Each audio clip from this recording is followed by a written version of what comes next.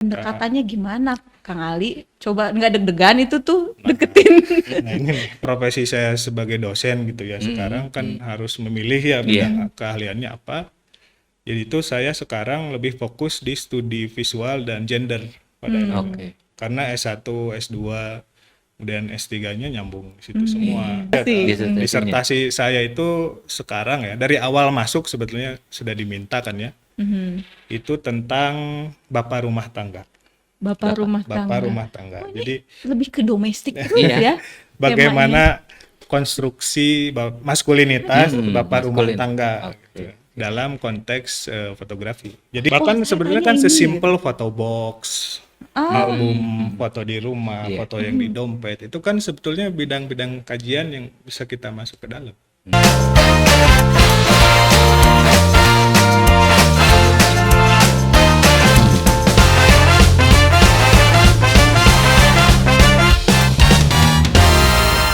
Halo, assalamualaikum warahmatullahi wabarakatuh, teman-teman semua. Ketemu lagi bersama kami di Point of Interest.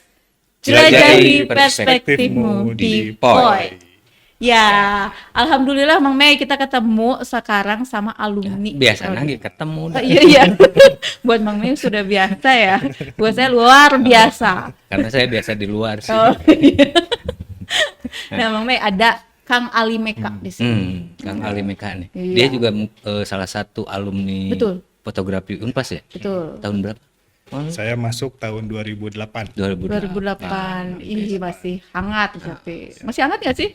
Masih lah ya. Masih hangat lah. Dan dia juga pernah mengajar juga ya di. Oh iya, pernah mengajar di prodi. Sekarang juga masih. masih. Bukan pernah. Oh berarti. Dan sekarang justru mengajarnya di mana-mana. Gitu. Lumayan. Coba kita gali Bang Mei, kenapa bisa sampai terjun ke dunia akademisi? Jangan terjerumus kembali nih. Oh enggak. Disuntrungkeun. Oke. Ya, Kang Ali coba bisa nggak ceritakan ya kepada kita dulu Kang Ali tuh kenapa milih prodi fotografi gitu sebagai pendidikan tingginya, kan masih banyak ya pilihannya, pasti banyak lah ya. Dan kenapa milih di Unpas? Nah itu dia, kenapa milih di Unpas, berarti it's our honor ya. Kehormatan sekali buat kita gitu. Sebenarnya awalnya itu karena saya zaman SMP, SMA itu termasuk murid yang bandel ya. Wah, Bandel, nggak pernah teka tinggali tapi belajar gitunya. Sekolah itu mabal gitu. Jadi saat kuliah itu lulus SMA harusnya 2007. Ya. Karena saya bingung mau masuk kuliah apa, karena waktu dulu saya nggak tahu passionnya di mana gitu. Akhirnya saya tunda dulu sebetulnya setahun gitu. Untuk mencari itu ya. Ya, waktu itu saya nggak tahu nih passion saya di mana, kemampuan saya di mana. Karena waktu saya ingat waktu kelas 1 SMA, kelas 10 ya. Kalau zaman saya kelas 10. itu saya ingat saya minat di sosiologi. Ada pelajaran sosiologi, saya senang di situ. Tapi waktu itu wali kelas saya tidak mengizinkan saya ngambil penjurusan sosial IPS. Karena kan dulu ada stereotip kalau anak IPS itu bandel-bandel ya. Padahal basicnya juga udah bandel. Saya bandel. Gitu. Jadi takutnya makin parah gitu. Akhirnya saya dikeipain. Dan ternyata yang terjadi adalah justru anak-anak IPA yang saya ajak bandel, bukan saya yang ternyata ini pengaruhnya justru ya. Jadi akhirnya saat lulus SMA tuh saya bingung kan mau kuliah di mana gitu. Terus akhirnya saya defer ya setahun, nunda setahun. Terus waktu itu saya ketemu sama ada di Metro TV itu ada tayangan, saya ingat judulnya Through the Lens. Through the Lens. Jadi isinya dokumenter mungkin ya, dokumenter tentang fotografer. Dan waktu itu saya lihat pas episode yang jadi si fotografer sedang mendokumentasikan balon udara ya. Terus dia motret balon udara, terus ikut terjun payung, dia ikut motret di atas. Wah, saya pikir wah ini keren banget gitu. Dari situ adrenalin ya muncul. Jadi alasan pertamanya tuh biar keren aja gitu. Ternyata waktu itu saya dikasih tahu sama kakak saya di Bandung di Unpas tuh ada jurusan fotografi. Gitu. Akhirnya saya masuk situ. jurusan fotografi biar keren. Dan ternyata setelah masuk sebetulnya enggak gitu. Ternyata fotografi itu lebih kompleks dari sekedar keren gitu loh. Oh. Ternyata pas masuk ada teori A, teori B, oh gini, gini kan fotografi teh gitu. Jadi memang awalnya sih seperti itu. Jadi Kalibas Karena keren nama. karena nonton Through the Lens gitu, saya akhirnya ya masuk milih fotografi Fotografi. Unpas. Karena kan di Bandung hanya Unpas aja saya kira. Iya. Mungkin Yang sebagai bukan cuma di prodi. Bandung, Jawa Barat. ya. Jawa Barat. Jawa Barat. Satu-satunya di Jawa Barat. Prodi fotografi. Cuman ada di Unpas. Nah, Kang Ali 2008 masuk. Selesai studi di Selesai studi itu 2013. 2013 Ya, cukup 2013. tepat waktu ya. Ya, Ya, lebih lumayan lah ya. satu Itu semester termasuk sih. tepat waktu. Waktu itu TA-nya apa? Tugas Waktu itu akhirnya. tugas akhir saya itu foto story tentang transgender. Tuh. Oh, Tentang transgender, Mang Di Mei. di mana tuh? Di mana Waktu tuh? Lokasi. itu saya ngambil lokasinya di Kiara Condong. Langsung on the way. Karena dari saya waktu itu hasil riset ya. Saya datang ke Dinsos, kemudian dari Dinsos tuh diarahin ke LSM Waria. Ya, saya Oh, lihat- ada LSM Waria. ada. Sri Kandi Pasundan namanya. Oh, tuh. Sri Kandi Pasundan. Pasundan. Nyambung Oke. Umumnya. Sri Kandi Pasundan, waktu itu saya diarahin ke sana, saya lihat data mereka kan di situ ada divisi litbang juga ya. Nah, saya waktu itu nyari yang tingkat prostitusi transgender tuh yang paling tinggi waktu itu di Kiara Condong. Oh, Kan kalau dulu-dulu tuh sempet di Taman Lalu Lintas. Oh iya. di Bundaran Jalan Hotel. Tera ya. Jalan Tera ya. Nah, Jalan waktu Sumatera. tahun saya riset itu di Kiara Condong. Itu tuh berarti di tahun 2012 ya? Ya 12. 2012. 2012-an. Ya terus foto story ya? Foto cerita Iya, tentang betul. kehidupan mereka, bagaimana sehari-hari mereka. Pendekatannya gimana, Kang Ali? Coba nggak deg-degan itu tuh deketin. Nah ini nih, pendekatannya ini yang paling, saya kira pengalaman itu sangat saya ingat sampai sekarang lah gitu ya. Karena waktu itu saya membutuhkan waktu ya lumayan 1 semester ya, 6 bulan itu buat pendekatan. Jadi saya baru intens motret itu di akhir-akhir lah, di bulan 5 mungkin. Oh, Jadi awalnya itu ya ke sana datang, terus di situ tuh ada satu kos-kosan, mungkin sekitar 20 atau 30 kamar.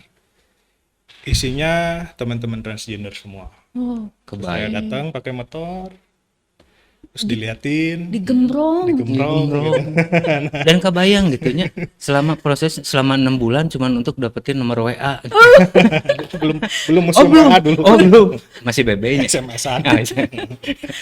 Ya gitu. Jadi selama 6 bulan itu pendekatan sampai benar-benar diterima oleh mereka. Ya, akhirnya mereka nyaman untuk difoto dan saya nyaman untuk motret. Ya akhirnya proyek itu dibuat menjadi TA. Kayaknya seru Tapi ya. Seru banget. untuk karyanya sendiri mereka pernah melihat. Untuk karyanya saya ada beberapa yang memang mereka request untuk pengen difoto gitu ya. Mereka pengen difoto ya saya kasih. Berarti mereka secara ini udah welcome ya. Iya, Udah. iya. Waktu pameran datang nggak? Nah, waktu pameran itu sempat saya undang tapi emang enggak sih, enggak ada yang datang. Oh, oke. Karena TA itu waktu itu dipamerin di Gedung Indonesia Menggugat ya. Ada privasi nggak yang mereka minta untuk saya nggak mau diekspos atau bagaimana nih? Kan ini mengenai pendalaman kepada objek pasti ada dong etika-etika yang harus ya. dijaga ya. Nah ini yang sebetulnya ini menjadi pembelajaran buat saya ya. Setelah kemudian saya lulus dengan TA itu, memang ada hal-hal kayak etika itu yang kemudian saya nggak sentuh itu gitu. Jadi waktu S1 itu, waktu TA itu saya memotret mereka dan tidak mendiskusikan gitu bahwa ini boleh, ini enggak, kamu keberatan, enggak. Oh, Jadi emang sepenuhnya itu atas inisiatif saya gitu. Nah, ya setelah kemudian pengalaman ya, semakin tahun ternyata sebetulnya cara seperti itu tuh kurang baik gitu. Karena memang diskusi terus meminta persetujuan itu kan perlu ya. Iya. Penting ya. tapi setelah proses itu ada komplain nggak dari mereka? Kalau komplain enggak. Nggak ada. Berarti selama proses itu mereka welcome ya. Welcome gitu. Oke. Berarti udah nyaman ya. Berarti pendekatan yang lama teh nggak sia-sia Nggak ya. sia-sia lah. Ya itu sampai ya sekitar 6 bulan gitu. Nah, kenapa dari selesai S1 dengan proyek tugas akhir yang lumayan menantang ya, terus mau melanjutkan ke S2? S2, Apa motivasinya Kang Ali? Nah, waktu itu saya sebetulnya nggak pengen langsung S2 sih. Jadi saya tuh mikirnya pengen kerja dulu, terus nikah, gitu ya. Terus baru S2. Nah, kemudian yang terjadi itu, saya kerja waktu lulus itu, tapi kerjanya ada yang nggak berkaitan sama dunia fotografi sebetulnya. Boleh Jadi waktu itu saya kerja di Cirebon, jadi asisten peneliti lah.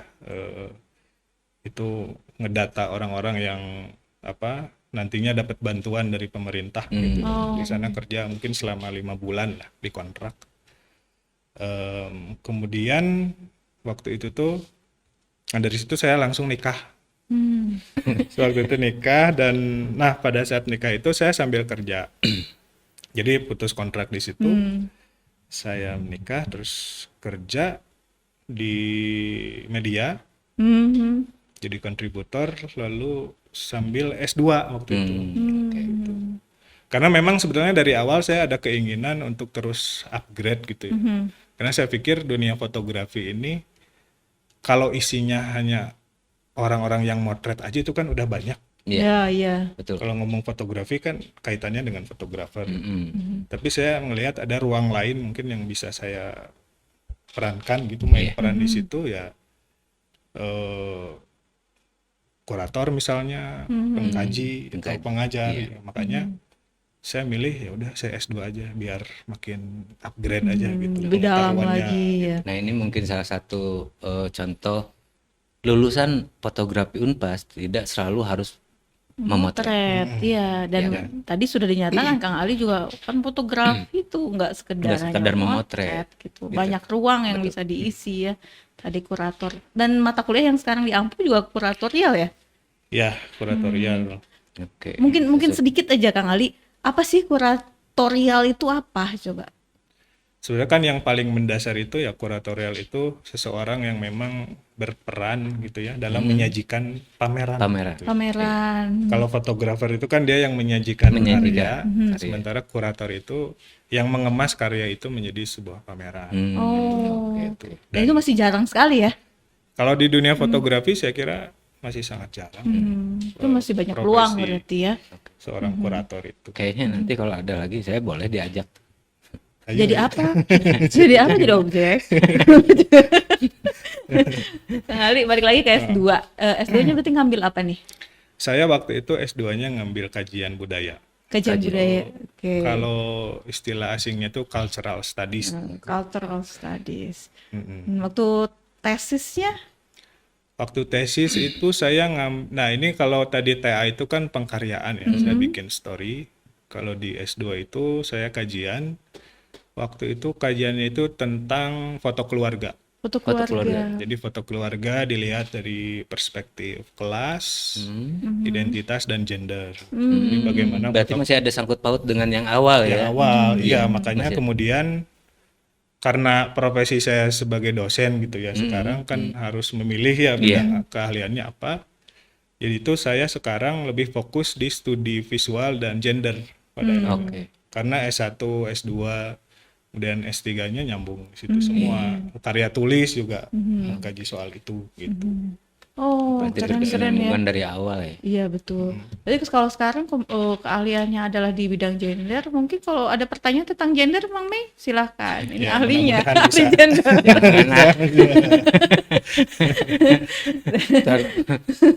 Ya, memang karena dulu pas S2 itu saya ketemu sama Bu Akwarini ya. Yang memang Bu Adwin. Bu Adwin itu keahliannya di situ dan dari situ semakin diarahkan gitu untuk mengkaji bidang. Semakin mendalam ya memang Bu Adwin di sana ya. Begitu. Nah sekarang melanjutkan S3 katanya. Ya, lagi S3 sekarang di UGM. UGM. di prodi apa? Jurusannya sama dengan S2 tapi ada medianya. Jadi kajian budaya dan media. Oh, kajian budaya dan media. Media and Cultural Studies. Kembali Keren, lagi keren. ke Balik yang lagi. awal ya, fotografi pengkaryaannya itu. ke fotografinya gitu kan. Betul, Tapi betul. Ada sebetulnya medianya. kalau di S3 sekarang masih sama kayak S2. Jadi kajian lagi. Gitu. Kajian lagi. Tapi ya, disisipin Berkaitan medianya. Ya, sekarang. Disisipin itu ada media. medianya. Ya medianya bisa film, fotografi. Nanti Yang rencananya sekarang- apa nih? Diambil nih untuk medianya. Betul, betul. Saya juga mau tanya itu. Topik ini ya, topik Disertasi. riset. Disertasinya. Disertasi saya itu sekarang ya, dari awal masuk sebetulnya sudah diminta kan ya. Itu tentang bapak rumah tangga. Bapak rumah tangga. Bapak rumah tangga. Jadi Lebih ke domestik terus Iya. ya.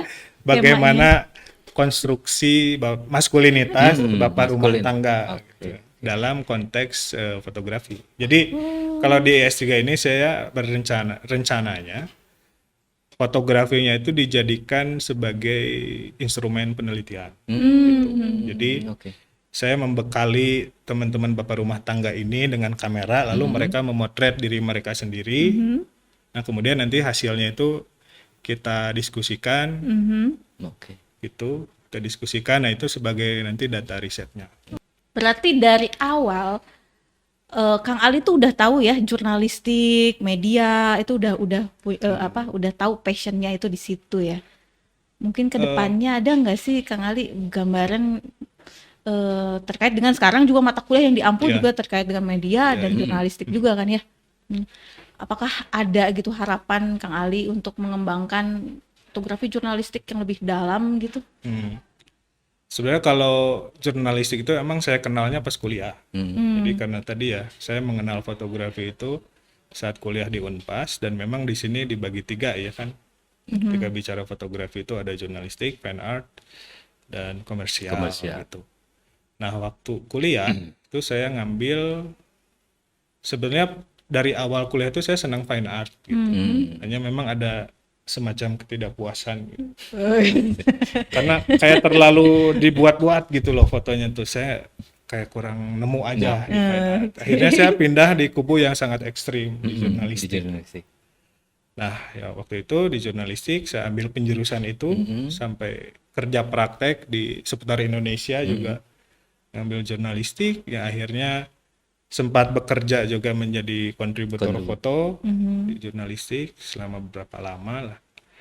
Dan kemudian ngajar pun diberikan mata kuliah fotografi jurnalistik gitu. Nah, memang tentu saja harapannya karena memang mata kuliah ini itu sangat beririsan dengan kemajuan teknologi ya. Jadi ya harapannya di kampus itu ya mahasiswa itu bisa explore fotografi jurnalistik dengan berbagai bentuk medianya. Berbagai bentuk media. Berbagai bentuk media, karena saya kira hari ini nggak hanya cetak ya, Iya. Kang Maya. Nggak hanya cetak, tapi juga menyentuh ke Dunia online. online. Dan di online itu presentasi foto jurnalistik nggak hanya still foto gitu, tapi seringkali dia dicampurkan dengan moving image, dengan narasi, suara. Iya. Oh, Jadi tuntutan kalau di industri itu ya sangat banyak seperti itu, dan mahasiswa skillnya dituntut untuk lebih banyak lagi. Selain motret, dia juga bisa nge-report. Kalau nulis mah udah pasti lah ya, di pastilah, jurnalistik harus bisa nulis. Gitu. Bahkan ada juga yang dituntut bisa desain grafis. Iya. Gitu. Karena tuntutan medianya ya sudah seperti itu. Nah, itu mungkin yang belum diketahui banyak oleh teman-teman yang lain ya, bahwa Iya, karena mungkin fotografi itu juga bisa dibilang masih baru-baru sih ya masuk ke Ya. kancah itu gitu kan.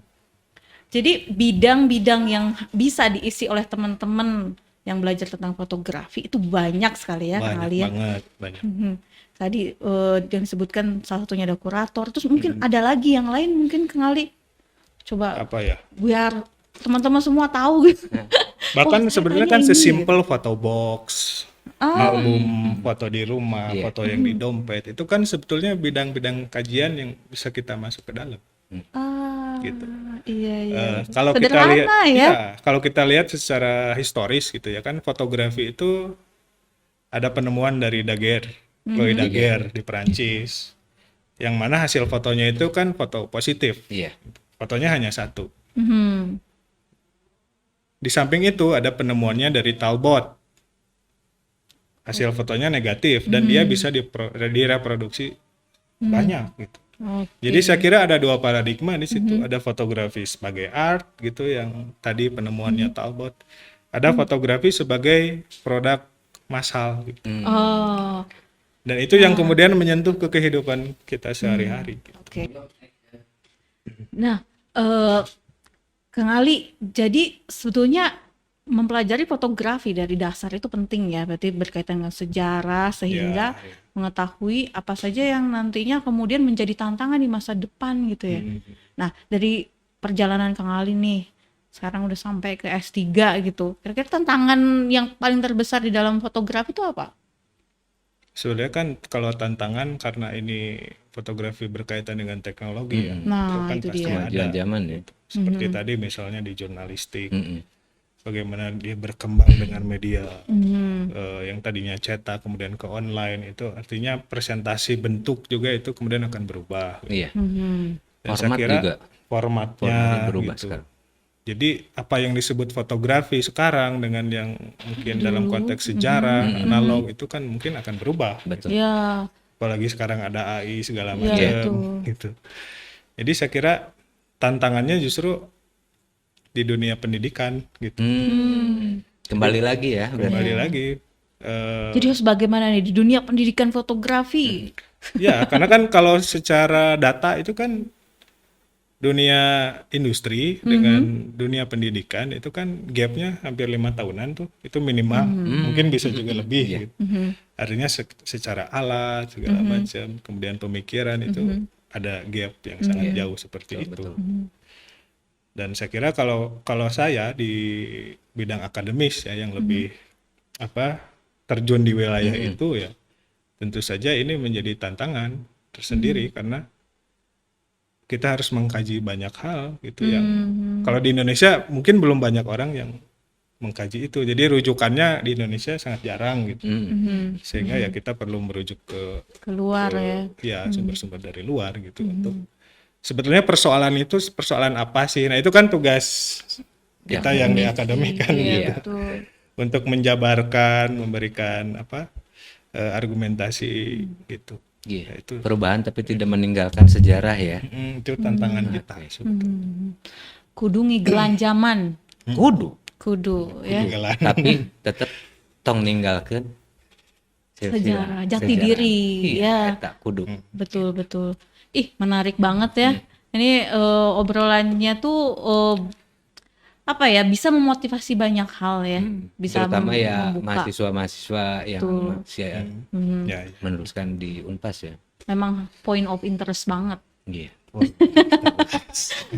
Nah, Kang Ali, apa sih yang bisa disampaikan kepada para pembelajar fotografi, baik itu mahasiswa di prodi fotografi ataupun mungkin para masyarakat yang lagi belajar fotografi ini, coba dari perspektif Kang Ali yang sudah melalui ini semua gitu. Tadi di awal saya sebut bahwa saya masuk Unpas karena pengen keren gitu ngeliat orang motret terjun payung gitu. Tapi setelah saya masuk di fotografi ya ternyata fotografi itu sangat luas, sangat kompleks gitu. Makanya saya selalu beranggapan bahwa fotografi itu dia menjadi semacam jendela, semacam viewfinder yang membawa saya masuk ke dunia yang lebih luas gitu. Ada pengalaman-pengalaman menarik di situ yang memaksa saya juga untuk terus belajar gitu. Iya. Dan itu pasti akan terus berkembang. Terus berkembang gitu. Makanya saya tadi di awal pun bilang bahwa tadinya saya fine art, kemudian terjun ke jurnalistik. Itu karena proses belajar itu. Iya, betul. Dan kalau yang teman-teman memang senang fotografi ya saya rasa jangan membatasi diri lah. Misalnya saya suka komersial misalnya di situ terus, tapi coba pendekatan lain gitu. Atau minimal mencoba yang lain dulu gitu kan. Coba yang lain itu supaya ngerasain gitu. Siapa tahu ya motivasinya justru lebih besar di sini daripada di yang sebelumnya. Ini dari awalnya komersil, fine art gitu, lari ke jurnalistik, akhirnya lari ke gender kan. Iya, betul. Jadi wartawannya udah beres kan? Iya. Malah jadi dosen sekarang. Wah, keren nih. Nantilah kita ngobrol lagi ya, Kang Ali ya, tentang terkait dengan isu-isu ya, isu-isu media, isu-isu cultural studies yang Iya, bisa yang- dikembangkan di dalam fotografi Iya, ya. iya, iya. Lebih jauh lagi gitu, karena kayaknya nggak akan mungkin Nggak akan cukup mungkin ya bisa. kalau satu episode. Dan gini kan kalau ngobrolin foto itu, kalau kata siapa namanya ya, Gillian Rose gitu ya, dia bilang ketika kita memposisikan foto sebagai bidang kajian, dia nggak hanya cukup dibicarakan di wilayah fotonya aja, Fotonya aja. Iya. foto produksinya, tapi juga aspek audiensnya juga Iya, itu perlu konten ya, dipertimbangkan. lebih Betul. konten untuk audiennya. Apa namanya, penonton, Iya, spectator pemirsa. gitu, pemirsanya itu juga perlu dipertimbangkan. Kemudian distribusi fotonya, apakah dia di media, di dompet tadi, misalnya di dinding rumah, di album, itu juga perlu dilihat gitu. Oke, oke. Jadi bukan hanya sekedar bikin foto yang bagus gitu, tapi apa misalnya pemaknaan masyarakat terhadap foto itu juga penting untuk dilihat gitu. Oke. Dan kajian-kajian seperti itu masih jarang, Masih jarang. di Masih jarang Indonesia, ya. di Indonesia. Di Indonesia. Makanya saya lihat di situ ada peluang nih gitu Tuh, untuk tuh, mengisi iya. kekosongan itu. Ayo semangat. Karena kalau jadi fotografer mah kayaknya udah banyak lah gitu. Iya, Dan iya. bagus-bagus gitu ya di Instagram juga, kalau kita lihat foto yang estetik tuh udah banyak banget. Berarti tadi kemarin yang berkaitan dengan tema yang sebelumnya, Iya. Mang Mei, yang baik itu sudah banyak, baik. yang benar itu Yang- ya, yang bagus itu yang sudah bagus banyak. sudah banyak. Nah sekarang yang berpesan, yang punya makna, Yang bermakna. iya, Gitu kan. itu, seru lah pokoknya teman-teman semua. Kita pasti akan menggali tema-tema yang lainnya ya, lebih lanjut Yang lebih lagi. spesifiknya ya. Tapi tetap terus pantengin di mana Di point. point of interest, jelajahi perspektifmu di point.